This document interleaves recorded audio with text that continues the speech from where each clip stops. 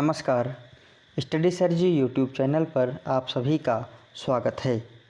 आज हम इस वीडियो में एनसीईआरटी की कक्षा 6ठी की हिंदी पाठ्य पूरक पुस्तक बाल राम कथा के 5वें अध्याय चित्रकूट में भरत, इस अध्याय के सारांश को पढ़ेंगे। इससे पहले हमने राम का वनगमन तथा राजा दशरथ की मृत्यु और उसके बाद मुनि वशिष्ठ द्वारा भरत को बुलाए जाने का संदेश भेजा गया था। आगे की कहानी के सारांश को हम इस वीडियो में पढ़ेंगे। तो आइए वीडियो शुरू करते हैं।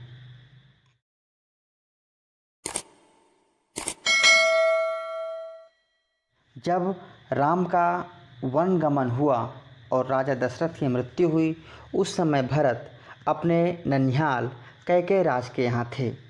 तो आइए कहानी को शुरू करते हैं। भरत अपने नाना कैकेयी के यहाँ थे। उन्हें अयोध्या की घटनाओं की कोई भी जानकारी नहीं थी, लेकिन वे चिंतित थे।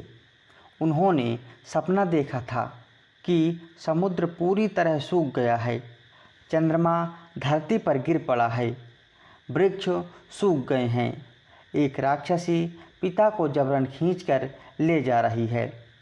भरत अपने सगे संबंधियों को बताते हैं कि इस तरह के सपने से उन्हें बहुत डर लगा है। जिस समय भरत अपने सपने की बात अपने साथियों को बता रहे थे, उसी समय अयोध्या के दूत उन्हें बुलाने आ गए।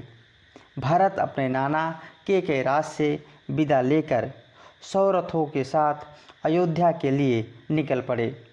रास्ता काफ़ी लंबा था, जिस कारण वे 8 दिन बाद अयोध्या नगरी पहुँचे।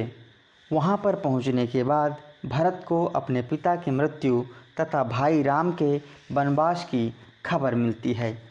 अयोध्या नगर काफ़ी शांत और उदास था।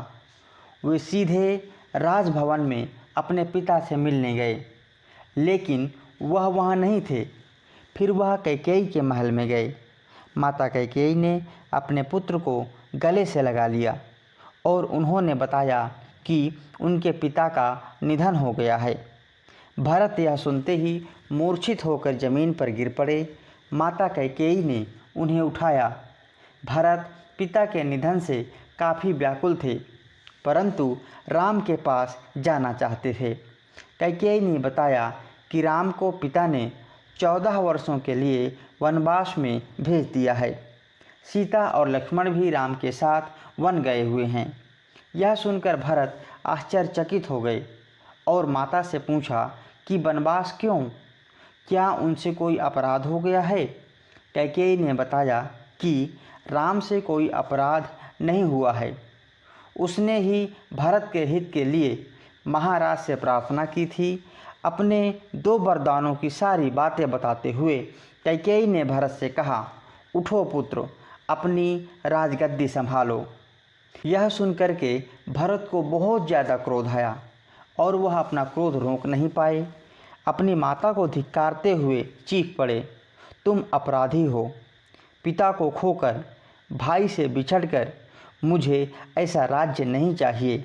मैं राम के पास जाऊंगा और उन्हें मनाकर अयोध्या वापस लाऊंगा। कैकेयी के महल से निकलकर भरत माता कौशल्या के पास गए। उनके चरणों में गिरकर फूट फूट कर रोने लगे। कौशल्या पहले से ही काफ़ी दुखी थी। वह बोली, पुत्र, तुम्हारी मनोकामना पूरी हुई। राम जंगल में हैं, अब तुम राजगद्दी संभालो।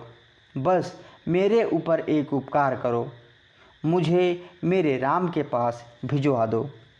भरत ने माता कौशल्या से क्षमा प्रार्थना की और अपनी सफाई दी कि इसमें उनका कोई भी दोष नहीं है। राम उनके प्रिय अग्रज हैं और वह निरपराध हैं। आगे की कथा में हम पढ़ेंगे कि भरत ने राजकाज करने से इनकार क्यों किया। कौशल्या ने भरत को क्षमा तो कर दिया और अपने गले से भी लगा लिया। भरत सारी रात रोते रहे। सुबह होते ही शत्रुघ्न को जब पता चला कि कैकेयी के कान किसने भरे, तो उन्होंने लपक कर मंथरा के बाल पकड़ लिए और खींचते हुए भरत के पास ले आए। उसके ऊपर दया करते हुए भरत ने उसे छुड़वा दिया।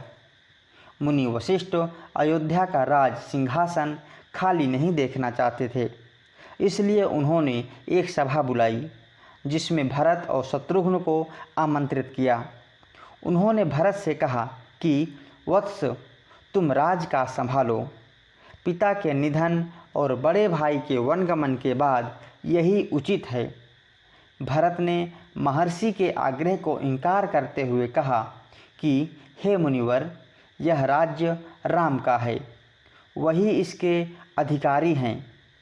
हम सब वन जाएंगे, राम को वापस लाएंगे। अगली सुबह भरत सभी मंत्रियों और सभासदों के साथ वन के लिए चल दिए। उनके साथ गुरु वशिष्ठ, अयोध्या के नगरवासी तथा अयोध्या की चतुरंगिनी सेना भी साथ थी। राम अब तक गंगा पार करके चित्रकूट भरद्वाज मुनि के आश्रम में पहुंच चुके थे। राम बहुत ही उच्च विचारों वाले थे तथा महर्षि की असुविधा के कारण आश्रम में नहीं रहना चाहते थे। अतः उन लोगों ने पहाड़ी पर एक पर्णकुटी बनाई। भरत पूरे दलबल के साथ चित्रकूट की ओर बढ़े आ रहे थे। सेना के चलने से आसमान में धूल ही धूल नजर आ रही थी। निषाद राजगुह को सेना देखकर कुछ संदेह हुआ। कहीं भरत राम पर आक्रमण करने तो नहीं जा रहे हैं। रास्ते में मुनि भरद्वाज का आश्रम पड़ा। वहाँ भरत को राम का समाचार मिला। उन्होंने बताया कि राम पर्णकुटी बना करके उस पहाड़ी पर रहते हैं। अयोध्या वासियों ने रात आश्रम में ही बिताई, क्योंकि आगे घना जंगल था। अगले दिन सुबह सेना फिर से चल पड़ी। वन में खलबली मच गई। सभी जानवर, पक्षी इधर उधर भागने लगे। राम सीता पर्णकुटी में थे। लक्ष्मण कुटिया के बाहर पहरा दे रहे थे। लक्ष्मण ने देखा कि एक विशाल सेना आ रही है। लक्ष्मण चीख कर राम से बोले, भैया, भरत सेना के साथ इधर आ रहे हैं। लगता है वह हमें मार देना चाहते हैं। राम ने लक्ष्मण को समझाया, भरत हम पर हमला करने नहीं आया है, वह हम लोगों से मिलने आ रहा है। लक्ष्मण आक्रमण करने के लिए उतावले हो रहे थे, किंतु राम ने उन्हें समझाया कि वीर पुरुष अपने धैर्य का साथ कभी नहीं छोड़ते। भरत सेना को पहाड़ी के नीचे छोड़कर शत्रुघ्न के साथ पहाड़ी के ऊपर गए। वे राम के चरणों में लेट गए। राम ने भरत और शत्रुघ्न को उठाकर अपने हृदय से लगा लिया। उस समय सबकी आंखों में आंसू थे। भरत ने राम को पिता के निधन की बात बताई। यह सुनकर के राम बहुत ज़्यादा दुखी हुए और शोक के सागर में डूब गए। थोड़ी देर के बाद राम पहाड़ी के नीचे उतरकर नगरवासियों, माता कौशल्या, सुमित्रा, कैकेयी और गुरु से मिलने गए। राम ने बड़े ही सहज भाव से माता कैकेयी को प्रणाम किया। कैकेयी अपने मन ही मन में पछता रही थी। आगे देखेंगे कि भरत और राम के बीच क्या संवाद हुआ। अगली सुबह भरत ने राम को अयोध्या चलकर राजगद्दी संभालने की विनम्रतापूर्वक आग्रह किया। राम इस बात के लिए तैयार नहीं हुए। उन्होंने कहा कि पिता की मृत्यु के बाद में उनका वचन किसी भी कीमत पर नहीं तोड़ सकता। महर्षि वशिष्ठ ने राम को समझाया कि रघुकुल की परंपरा में राजा ज्येष्ठ पुत्र ही होता है, अतः उन्हें अयोध्या लौटकर दायित्व निभाना चाहिए। राम बहुत संयम स्वर से बोले, चाहे चंद्रमा अपनी चमक छोड़ दे, सूर्य ठंडा पड़ जाए, किंतु मैं पिता की आज्ञा को नहीं ठुकरा सकता। मैं उन्हीं की आज्ञा से वन में आया हूँ और भरत को भी उन्हीं की आज्ञा से राजगद्दी संभालनी चाहिए। राम किसी भी तरह लौटने को तैयार नहीं हुए, तो भरत राम से बोले कि मैं खाली हाथ अयोध्या नहीं जाऊंगा, आप अपना खड़ाऊं दे दीजिए, मैं उन्हीं की आज्ञा से 14 वर्षों तक अयोध्या का राजकाज चलाऊंगा।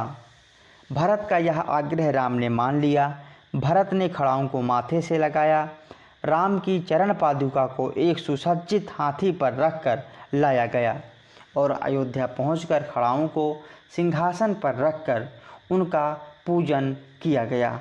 तो इस प्रकार चित्रकूट में भरत, इस अध्याय के सारांश को हमने पढ़ लिया है। आशा करता हूँ यह वीडियो आप सबके लिए मददगार साबित होगी।